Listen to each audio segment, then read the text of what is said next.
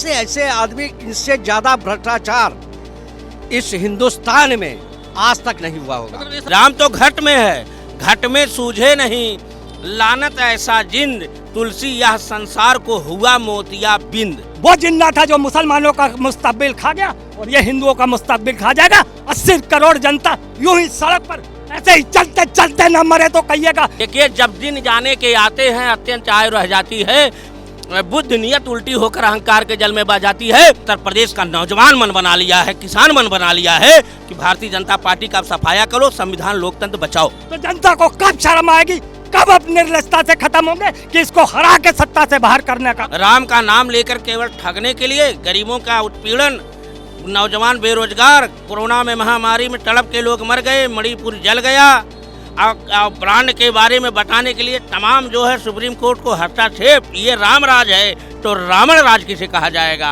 170 जो है बाउंड है वो कैंसिल हुए हैं, वो पीएम फंड में जाएंगे। क्यों भाई पीएम फंड में क्यों जाएंगे? वो उनकी भी जांच होनी चाहिए सीजीआई द्वारा। वो 187 जो बाउंड जो कैंसिल हुए हैं वो किन किन के नाम है, ये भी सीजीआई को और इलेक्शन कमीशन को सार्वजनिक करना पड़ेगा। कहीं उनमें ही से तो नहीं है। देखिए, मोदी जी का फंडा है कि बड़ी बड़ी कंपनियां हैं, आप चंदा दीजिए मुझे, मैं तुम्हें धंधा दूंगा। मतलब बड़ी बड़ी चंदा दो धंधा लो। हाँ, ये है उनका काम।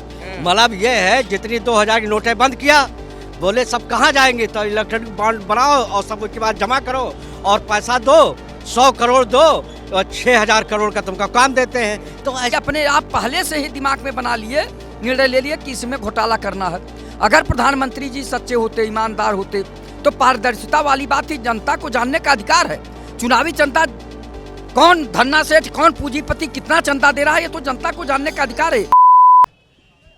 इलेक्टोरल बॉन्ड के लेके बाजार गर्म है, तमाम तरह के सवाल खड़े हो रहे हैं। एक तरफ भारतीय जनता पार्टी है तो दूसरी तरफ कई ऐसे सवाल हैं जो 2018 में बना बॉन्ड पर अब कई सवाल खड़े हो रहे हैं। इसी को लेकर के हम पब्लिक ओपिनियन लेने पहुंचे हैं कि जनता की क्या राय है इस पे, क्या राय है इस पे। इलेक्टोरल बॉन्ड पे जो सच्चाई सामने आई है उसको क्या कहेंगे? देखिए, हम लोग देश के प्रधानमंत्री जी पे अटूट विश्वास किए थे और बहुत ही विश्वास करके पूर्ण बहुमत नहीं प्रचंड बहुमत की सरकार बनवाई थी। उसके बाद प्रधानमंत्री जी एक बीच में कानून में संशोधन करके इलेक्टोरल बॉन्ड ले आए। इलेक्टोरल बॉन्ड के माध्यम से उन्होंने जो कानून में और संशोधन किया कि जनता को जानने का अधिकार नहीं है कि कौन कितना चंदा दिया, कैसे दिया, कहाँ से लाया, कौन सी कंपनी दिया, बोगस कंपनी थी कि कैसे आया, ब्लैक मनी आया कि वाइट मनी आया, कहाँ से आया, उसका जनता को जानने का अधिकार नहीं है। कंपनी लॉ एक्ट में उन्होंने संशोधन कर दिया, इनकम टैक्स कानून में भी संशोधन कर दिया। तो संशोधन करके ये जैसे नहीं होता, एक शब्द आता है प्रिजुडिस, यानी अपने आप पहले से ही दिमाग में बना लिए, निर्णय ले लिए कि इसमें घोटाला करना है। अगर प्रधानमंत्री जी सच्चे होते, ईमानदार होते तो पारदर्शिता वाली बात थी। जनता को जानने का अधिकार है।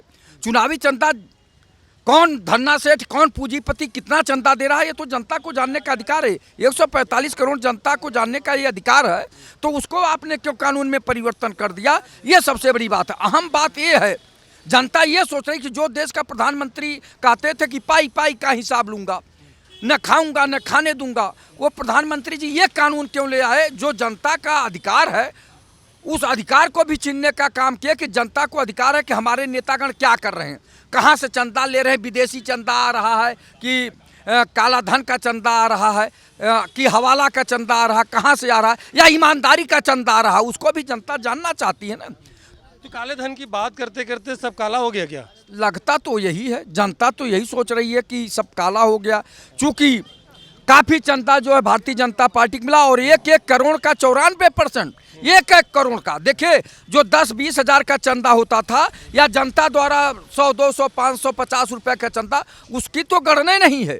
जनता द्वारा जो लिया गया है उसका हम स्वागत करते हैं, लेकिन जो पूंजीपतियों द्वारा 1-1 करोड़ का 94% जो है बॉन्ड खरीदे गए, उसमें बहुत बड़ी धांधली है। अगर कायदे से जांच हो जाए तो दूध का दूध, पानी का पानी हो जाएगा और ये सब जनता जान जाएगी। और राम राज्य में ये भ्रष्टाचार हुआ, ये बहुत दुख की बात है कि जो देश का प्रधानमंत्री जी राम राज्य की परिकल्पना साकार करने की बात करते हैं, वो स्वयं में इस तरह का काम कर बैठे कि जो जनता का जानने का अधिकार, सबसे बड़ा कानून था कि जनता जो कानून आप बना रहे हैं या जो भी चंदा ले रहे हैं उसको जानने का हक है, लेकिन आपके उसको पास आता हूँ, आपके पास आता हूँ। पहले महाराज जी हैं, इनसे पूछ लेते हैं। महाराज जी ये बताइए, अब ये राम राज में इस तरह की बातें सामने आ रही हैं, जिस तरीके से जनता का हक अधिकार जो था उसमें भी अब घपलेबाजी नजर आ रही है, क्या कहेंगे? कौन से राम राज कहाँ आ गया? ये तो मुंह एक शब्द कह दिया गया, राम राज आ गया। धन धन कहने से धनी हो जाए सब लोग तो निर्धन कोई रहेगा?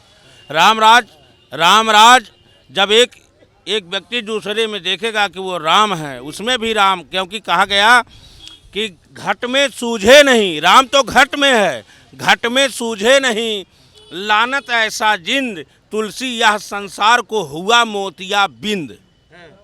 राम का नाम लेकर केवल ठगने के लिए, गरीबों का उत्पीड़न, नौजवान बेरोजगार, कोरोना में महामारी में तड़प के लोग मर गए, मणिपुर जल गया, और ब्रांड के बारे में बताने के लिए तमाम जो है सुप्रीम कोर्ट को हस्तक्षेप, ये राम राज है तो रावण राज किसे कहा जाएगा? और जहाँ नारी का चीरहरण होता हो, जब वोट के बीच में वोट लेने की बात होता है तो मंदिर आ गया, राम को लाए, कृष्ण को लाएंगे, तो चुनाव ब्रांड का जो है सच्चाई कब लाएंगे, काला धन कब लाएंगे? नोटबंदी सबसे बड़ा भ्रष्टाचार अगर इस देश का है तो नोटबंदी है, वही बांड में फंसा हुआ है। आप बताइए, जिस देश का चुनाव आयोग का सुप्रीमो इस्तीफा दे देता हो और पद खाली हो जाते हो, देश की जनता कह रही ईवीएम हटा दो, आप अच्छे काम हो, राम वाले हो, राम राज वाले हो, राम पे ही बोलना, तो राम जी को एक व्यक्ति कह दिया सीता माता को वनवास भेज दिए। इतनी जनता कह रही थी ईवीएम हटा दो, आप तो 400 पार आओगे, तो क्या डर है? हटा के चुनाव करवा दो, दूध का दूध पानी का पानी विश्व में हो जाएगा। तो इन्हें न राम से मतलब है, न हिंदू से मतलब है, न जीव से मतलब है, इन्हें अपने सत्ता, और अब भारतीय जनता पार्टी केवल बची है अपना जो जितना भ्रष्टाचार हुआ है, जितना धन अर्जित हुआ, उसको छुपाने पे। अगर ईमानदारी से संविधान के तहत होंगे तो ये लोग का काला ऐसा अध्याय लिखा जाएगा जिससे मानवता। देखो, चंदा तो चंदा होता है ना, जैसे 1 रुपये चंदा हो, चाहे 1 करोड़ चंदा हो, चाहे 100 करोड़ चंदा हो, तो चंदा मिला तो चंदे से आपत्ति क्यों? आपत्ति नहीं है, उसका जो चंदा मिला है जनता के पास है, प्रस्तुत कर दो। पीएम, ये तो चंदा है, पीएम केयर फंड बना था, हर अधिकारी का गया, वो कहाँ चला गया? आप एक बार कहे हमने खाएंगे न खाने देंगे, तो खा रहा है वो उद्योगपति, दे रहा है उद्योगपति। ये भाई किसान कहाँ जाएगा? किसान खालिस्तानी जो सत्य बोल दिया, ईडी सीबीआई जो आप में चला गया भ्रष्टाचार, ये उत्तर प्रदेश। अच्छा, कई कंपनियां ऐसी हैं जिन पे ईडी का रेड पड़ा, इसके बाद उसके ठीक दूसरे तीसरे दिन उन्होंने 100 करोड़ रुपए दे दिए, 1 करोड़ रुपए दे दिए, 5 करोड़ रुपए दे दिए, 100 करोड़ रुपए दे दिए। तो यही तो पहले लोग, आप उत्तर प्रदेश में खड़े हैं, बोले समाज राह के पैसा ले रही क्या सरकार? ले नहीं रही, और क्या पैसा कोई इतने आसानी से देगा? मरते समय लोग तकिया के नीचे रख लेते हैं, धन ऐसी माया है। वोट ईडी सीबीआई डरा करके वोट नहीं, सरकार मुख्यमंत्री खींच ले रहे हैं। नीतीश को क्या हुआ? जयंत को क्या हुआ? अब महाराष्ट्र में क्या हुआ? ये डरा के, जैसे रावण कहा है खींच लूंगा ब्लेड, देवताओं को बंदी बना लिया, तो आप तो है, हो सकता है दिखा दें।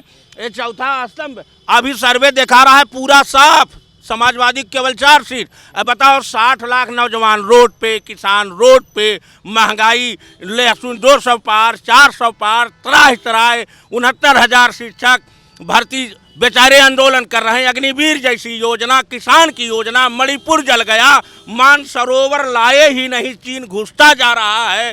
आर्थिक स्थिति में भारत 12वें नंबर पे दुखी देश हो गया, पाकिस्तान के लेवल और बांग्लादेश के लेवल पे खड़ा हो गया, विकासशील देश से आ गया, अब समांतर पे कौन सा राम राज ला रहे हैं? अरे नौजवानों को सुनिए, एक बात बता दें, कोरोना काल में महामारी आई थी, यही राम राज वाले ने कहा कि पूछा गया, विपक्ष ने जब पूछा कि ऑक्सीजन की कमी से कितने लोग मरे, तो वाह राम वाले कहे एक भी व्यक्ति की मौत ऑक्सीजन की कमी से नहीं हुई। उसी गंगा माँ में मानव का शव सड़ा, तराई मचा, हजार किलोमीटर लोग चल गए।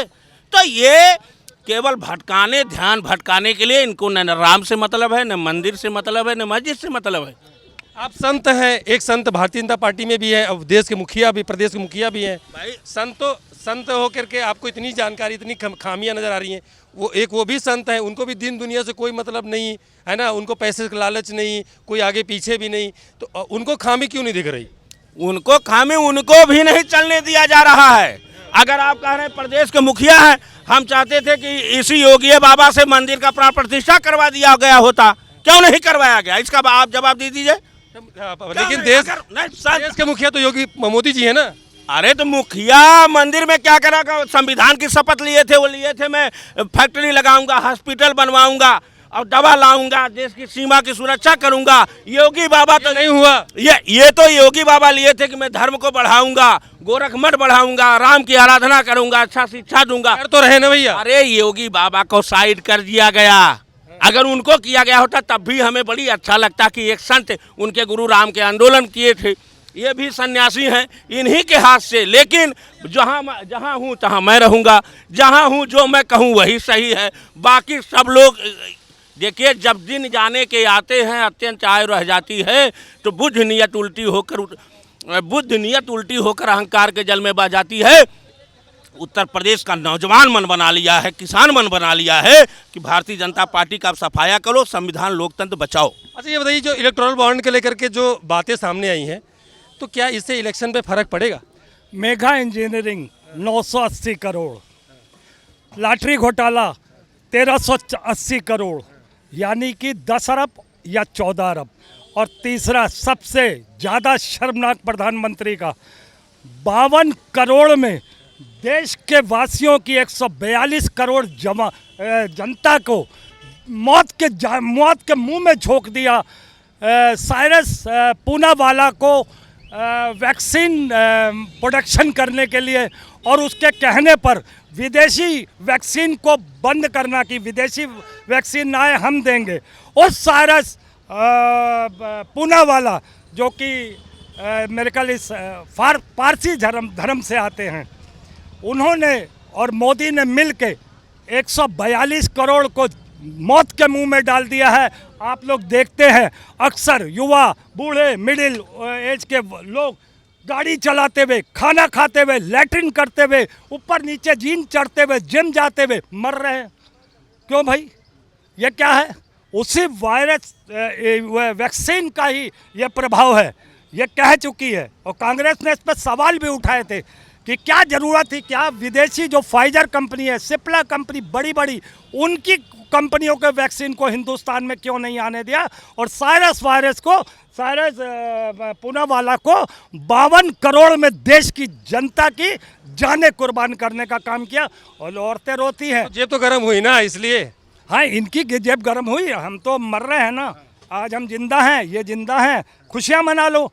अब हम कभी चलते चलते राह में मर जाएंगे तो आपको कल नहीं मिलेंगे यहाँ पे बाइट पे। ये हो आपके साथ जिंदा रहेंगे। नहीं, वो मैं कोई तय थोड़ी करूँगा। ये तो वैक्सीन अंदर, हालांकि मैं तो भगवान का शुक्रगुजार हूँ कि मैं इस चोर को पहले ही समझ गया था। मैंने वैक्सीन लगवाई ही नहीं लगवाई आपने ना। मैंने तो तब तो आप अभी ये बात जब खबर जाएगी कि आपने वैक्सीन नहीं लगवाई तो आपको बोलेंगे देशद्रोही हो आप।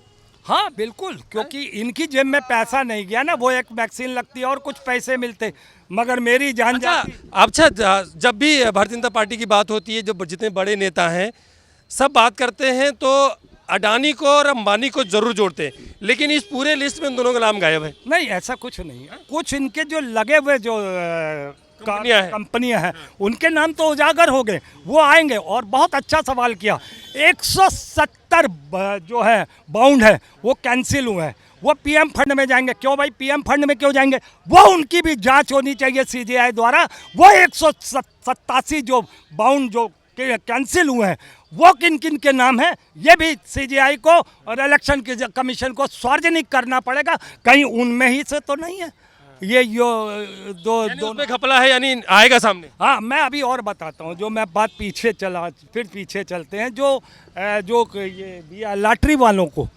अक्सर औरतें रोती, मेरे पति को तो दारू ने मार डाला, मेरे पति को तो लॉटरी ने मार डाला। कहाँ लॉटरी बंद? सरकार को जो सरकारी लॉटरियाँ होती थी उस पर रेवेन्यू आता था, आपने उठा के बंद कर दी और सट्टा बाजार चालू कर दिया, करोड़ों अंदर कर लिए, ताकि वो तो सरकार के खाते में चला जाएगा, ये मोदी के खाते में जाएगा। तो जुआ भरपूर हो रहा है, लोग जुआ खेल रहे हैं, बीवियों को मार रहे हैं और बीवियाँ रो रही हैं कि मेरे पति जुआ खेलते मर गए। जुआ कहाँ बंद है और शराब कहाँ बंद है? शराब में औरतें रोती है, मेरे पति जो है मर गए शराब पी के। तो शराब कहाँ से बंद है? पूरे हिंदुस्तान में शराब बिकती है, जहाँ बैन है वहाँ पे ब्लैक में बिकती है, 100 का माल 400 में बिकता है। तो कहाँ है वो? तो मैं कहने जा रहा हूँ 980 करोड़ 1380 करोड़ ये जो मैंने बताया जुए और उनके जो 2000 करोड़ मेघा वाला, अरे ये तो जाके सर 12,000 आ रहा था, ये 12,000 से पहुंच के 22, 23, 26,000 तक पहुंच गया। मैं रात 2 बजे तक ये देखता रहा, उसी वजह से तो आपके सामने बोल पा रहा हूँ। अच्छा। और जो मेगा भाई हमको भी तो उन्हीं तथ्यों से पता चलेगा ना, बिल्कुल सही बात, बिल्कुल जो उनके सामने आएंगे। जो उसमें सबसे अच्छी है पूनम अग्रवाल जी, जो वो कर रही थी, जो इनसे जुड़ी इन्वेस्टिगेटिंग रिपोर्टर हैं, वो बहुत अच्छी रिपोर्टिंग करती हैं वो। अंजुम जी के परसों चैनल में थी, तो जब उन्होंने कहा कि हम लोग बस जैसे ही साइट पे आएगी, और देखिए इत्तेफाक उनकी भी ईमानदारी, इलेक्शन कमीशन को मैं यहाँ पे धन्यवाद देना चाहूँगा कि उसने एक दिन बिफोर यानी कि 14 ही तारीख को डाल दी, जबकि तारीख 15 तारीख तक थी, क्योंकि उन्हें पता था अब हम बच नहीं पाएंगे अगर सीजीआई से अगर जरा भी आनाकानी की या प्रधानमंत्री कोई और उस गुफा ऊपर से छोड़ दे, कोई और दबाव बना दे, उससे पहले ही इलेक्शन कमीशन ने अपना काम तमाम कर दिया। वो बच गए, नहीं तो इसने कुछ ना कुछ उसमें करना था। तो मैं ये कह रहा हूँ, अभी तक तो मैं कहता था देश का प्रधानमंत्री सिर्फ 42 जवानों का कातिल है, नहीं, वो 142 करोड़ जनता का कातिल है। जो आज वो दिखाइए कैमरा, उसको कैमरा दिखाइए, वो नफरत अली जिन्ना, मोहम्मद नफरत अली जिन्ना उर्फ नरेंद्र मोदी, ये है इसका असली नाम। वो जिन्ना था जो मुसलमानों का मुस्तकबिल खा गया, और ये हिंदुओं का मुस्तकबिल खा जाएगा। 80 करोड़ जनता यूं ही सड़क पर ऐसे ही चलते चलते न मरे तो कहिएगा जिन लोगों ने कोरोना वैक्सीन लगाया है। तो मैं सवाल करूंगा कि आज देश में जो देश के पटल पर 142 नागरिकों का जो 142 करोड़ नागरिकों का जो ये कातिल देश के पटल पे बैठा हुआ है, तो जनता को कब शर्म आएगी, कब अपनी निर्लजता से खत्म होंगे कि इसको हरा के सत्ता से बाहर करने का। आप तो कह रहे हैं सत्ता से बाहर करने की बात है, तो बोल रहे 400 पार। मैंने कह तो दिया 400 पार में। इन्होंने अनभक्तों को ये तो बताया नहीं, गोदी मीडिया को ये तो बताया नहीं, 100 का पेट्रोल 400 पार, 100 का डीजल 400 पार, 100 का रुपए कम कर दिया। यार सुन तो उस पर भी आ जाऊंगा। 100 का रिफाइंड 400 पार, कुछ दिन बाद कहेगा 1000 का जो है सिलेंडर है वो 4000 का। मतलब अगर इस दुष्ट पापी निर्लज को अब 2024 में ले आए तो हर चीज की कीमत 4 गुना हो जाएगी। तो झेलिए आप लोग और बेशर्मी दिखाइए और इस निर्लज को लेके आइए सत्ता में, फिर भुगतिए आप लोग। और रही बात 2 रुपए के पेट्रोल की, 2 रुपए के डीजल की, वाह रे वाह, तालियां बजाएं, मैं तो डांस करूं। अभी 100 ऐसा क्यों? 100 रुपये सिलेंडर में औरतों को कम किया था, तब भी मैंने डांस किया था। आज 2 रुपए का मैं डांस करूं? अरे ये तो चुनाव आ रहा है, ये जो कीमतें कम हो रही है ना, इसका मतलब है कि चुनाव आला रे आला। और यही फॉर्म है सीएए का, चुनाव आला रे आला। और यूसीसी का फुल फॉर्म है अनलिमिटेड चुनावी चूरन, और एनआरसी का फुल फॉर्म है नफरती रजिस्ट्रेशन सेंटर। कमीने की वजह से चलिए आपके पास आते हैं, एक सवाल ले लूं। नफरत बांटी जाती है, ये उसका सेंटर चलाता है, ये है वो नफरती सेंटर का मालिक। इस इलेक्टोरल बॉन्ड से चुनाव पे फर्क पड़ेगा? लोग जब जान जाएंगे कि इस तरह का घपला हुआ, इस तरह का काला धन के बारे में जो बात करता है वही अब पैसे दबा रहा है, तो क्या इलेक्शन में फर्क पड़ेगा? नहीं, एकदम देश के प्रधानमंत्री जी से जो है विश्वास घटेगा लोगों का। जो विश्वास दिलाए थे ये, उस विश्वास पे लोगों का जो विश्वास उठ जाएगा। कारण था कि जो आप बता रहे हैं कि चंदा लेना कोई बुरी बात नहीं है, तो सही बात है, चंदा तो मिलना चाहिए, लेकिन चंदा किस ढंग से लिया गया आप ये बताइए। आप ब्लैक मनी की बातें नहीं कर रहे हैं, आप बोगस कंपनियों की बातें नहीं, आप कह रहे हैं अडानी का नाम, अंबानी का नाम कोई ले ही नहीं रहा, उसमें नाम है नहीं। उनकी बोगस कंपनियां खड़ी की गई जिसपे न कोई प्रोडक्शन हुआ, न कहीं कुछ बिका, न उसमें कर्मचारी भर्ती हुए, केवल एक छोटे से कमरे में खोल दिया गया और कागजी घोड़े पे, कागज पे केवल कंपनी बना दी गई, उसमें 1500 करोड़ रुपया का लेन देन हो गया। तो वो बोगस कंपनी कहलाई कि नहीं कही? न आपने कंपनी में कोई मजदूर रखा, न कंपनी से कोई प्रोडक्शन हुआ, और पैसा कहाँ से आया? पैसा बांट रहे हैं, पैसा लोकप्रियता उनकी कम होगी। बाबा ये बता दीजिए, अगर इस तरह का मामला जब इलेक्टोरल बॉन्ड जैसी मामला सामने आएगा, तो क्या प्रधानमंत्री नरेंद्र मोदी जी की लोकप्रियता कम होगी? ये आप लोगों से पूछना चाह रहा हूँ, ये पहली बार किसी ने फंड दिया है? बेवकूफ़ियत भरा वो लोग वो प्रश्न कर रहे हैं। अरे इलेक्टोरल बॉन्ड तो अभी बना, 2018 में बना, 2000 पारदर्शिता लाई गई, कम से कम सबके नॉलेज में। पारदर्शिता कहाँ लाई गई दादा? वो तो कह रहे थे कि ऐसा ये बॉन्ड नियम बनाया गया था जिसके जरिए किसी को ये पता नहीं चले कि किसने कितना दान दिया है। नहीं, तो सुप्रीम कोर्ट ने मांगा, तब मजबूरी में बैंक को देना पड़ा। दान अलग चीज़ हो, दान किसी को जानना नहीं चाहिए। दान जहाँ शब्द आ जाएगा वो अलग जानना चाहिए, वो नहीं जानना, वो दान होता। दान किसी को आप दे दिया, हम दान देखो घड़ी घड़ी आप घोराते चंदा, चंदा चंदा। चंदा चंदा अगर अलग है, चंदा वो किस मद में किसने क्या दिया है, ऐसा नहीं समय के हिसाब से सारी पार्टियां और हजारों हजार करोड़ कहाँ काहे निकल रहा। ये देश आज काहे गरीबी में चला गया। जो लोगों ने किया है, जो लोगों ने लूट करके रख लिया है, जो लोगों ने वो उस पे बात नहीं कर कौन रहे। लूट के रखे? कौन अरे लूट? कांग्रेस और किसको नहीं मालूम। कांग्रेस ने तो कितना बड़ा साम्राज्य उसके यहाँ, जिसके नेता के यहाँ पड़ता है कोई लेना देना नहीं, 1000 करोड़ की गड्डियाँ निकलनी शुरू हो जाती हैं। अभी देख लिया ज्ञाति प्रसाद प्रजापति की यहाँ, उनके यहाँ उनकी श्रीमती जी के यहाँ पड़ा। अभी क्या हुआ? अभी आज ही जांच चल रही, नोटें कहाँ निकल रही, नोटें कहाँ से आ रही, इनको कोई नहीं कहेगा। जो रखे वो अब उसमें पादा यानी इलेक्टोरल बॉन्ड सही है, सही बढ़िया है एकदम। भाई। पार्टियों को मोदी जी की लोकप्रियता कम नहीं होगी। कतई नहीं, एक पैसे की नहीं कम। 400 पार। 400 के पार 450 हो। 450। आप बता देना, ये लोग चाहे जितना चिल्लाते रहे, 20% लोग हमेशा चिल्लाते रहेंगे। जो हमेशा आप कौन, आप किस बिरादरी के हैं? हाँ, हम पंडित हैं। पंडित है? हाँ। तो आप तो 20% वाले हैं। हाँ तो हाँ 20% वाले 20% आप फिर आप गलत ले रहे हैं। हर बिरादरी में चाहे पिछड़ी जात के 20% लोग हों, चाहे अगड़ी जात के 20% लोग हों, और चाहे अनुसूचित जात के 20% लोग हों, इन लोगों ने 80% गरीबों पे राज किया अभी तक का। अब वो 80% 80% का मामला बदल हाँ, दिया। गरीबी चलो जो- नौजवान से पूछता हूँ, नौजवान बताओ कि क्या प्रधानमंत्री नरेंद्र मोदी की लोकप्रियता कम होगी इलेक्टोरल बॉन्ड के खुलासे से? हाँ, इस बार कम हो जाएगी। कम हो जाएगी। हाँ, यस। मोदी है मुमकिन वाला जो टैग लाइन था वो उसमें वो धूमिल होगा। ये एकदम धूमिल होगा। किस तरीके से देखते हो इलेक्टोरल बॉन्ड को आप? तुम नौजवान हो इसलिए पूछ रहा हूँ। देखिए, जो ये सरकार है, ये पहले कर्जा माफ़ करती है बड़े लोगों का, उसके बाद उनसे चंदा लेती है, मेरा ये मानना है। अब बस वही पारदर्शिता हो जाएगी, पता चल जाएगा कितना कौन है। चलो भाई, दादा बताओ, लोकप्रियता में कमी आएगी मोदी जी के कि नहीं? बहुत बड़ी कमी आएगी भैया, बहुत कमी आएगी। बहुत कमी आएगी। जैसे कि इलेक्टोरल बॉन्ड का जो पैसा का खुलासा हुआ, तो जैसे वो काले धन की बात कर रहे थे, अब वो सब चीज़ें अब धरी धरी रह जाएंगी या फिर इस चुनाव में कुछ अलग होगा? देखिए, मोदी जी का फंडा है कि बड़ी बड़ी कंपनियां हैं, आप चंदा दीजिए मुझे, धंधा मैं तुम्हें धंधा दूंगा। मतलब बड़ी बड़ी चंदा दो धंधा लो। हाँ, ये है उनका काम। मतलब ये है, जितनी 2000 की नोटें बंद किया, बोले सब कहाँ जाएंगे, तो इलेक्ट्रॉनिक बॉन्ड बनाओ और सब उसके बाद जमा करो और पैसा दो, 100 करोड़ दो और 6000 करोड़ का तुमको काम देते हैं। तो ऐसे ऐसे आदमी, इनसे ज़्यादा भ्रष्टाचार इस हिंदुस्तान में आज तक नहीं हुआ होगा। मतलब ये सबसे बड़ा स्कैम है देश का। जी, इससे बड़ा हो ही नहीं सकता है। हाँ, ये नोट कर लीजिए। चलिए, आप क्या कहोगे नौजवान, बता दो इस बॉन्ड को कैसे देखते हो? इस पूरी जो पैसे खुलासा हुआ है, एक बड़ा खुलासा है। सुप्रीम कोर्ट का पहले तो आया है, पहले वो पेश कर दें खुलासा, तो तब तो मेन में जाएगा। अभी जितना भी हो पाए उतना ही काफ़ी है, इतना तो काफ़ी है, अभी और तो आना बाकी है। काफ़ी तो है ही है। अब इलेक्टोरल बॉन्ड का अगर जो सुप्रीम कोर्ट का आदेश है तो फिर उसको देना चाहिए सारे सेबी को, सेबी ने एसबीआई को पूरा रिपोर्ट पेश करना चाहिए। तो अगर जो सारी चीज़ें सही ही हैं तो फिर एसबीआई रिपोर्ट क्यों नहीं तो दे अगर रही? इससे प्रधानमंत्री नरेंद्र मोदी के नाम की छवि पे कुछ असर पड़ेगा कि नहीं पड़ेगा?